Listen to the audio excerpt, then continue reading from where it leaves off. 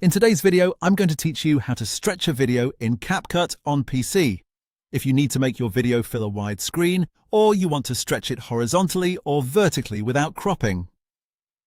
CapCut makes that possible once you know where the right controls are.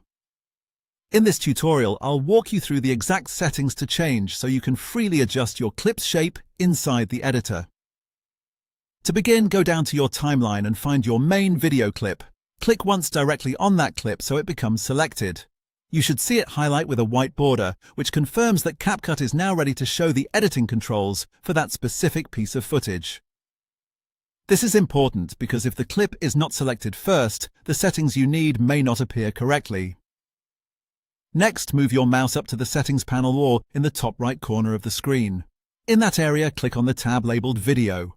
Once you're there, make sure the basic subtab is active. This is where CapCut places the fundamental transform controls for your clip, including its size and positioning.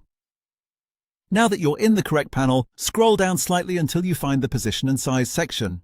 In this area, look for the standard scale setting. Right beside it, you'll see an option labeled Keep Proportions. By default, this setting is turned on, which means CapCut keeps the width and height linked together so the video scales evenly. Click the Keep Proportions box once to uncheck it. As soon as you do that, you unlock independent control over the clip's width and height. This is the key step that allows you to distort the video intentionally, instead of simply resizing it in a normal proportional way. Right below that option, the single scale control will now be split into two separate settings: scale width and scale height.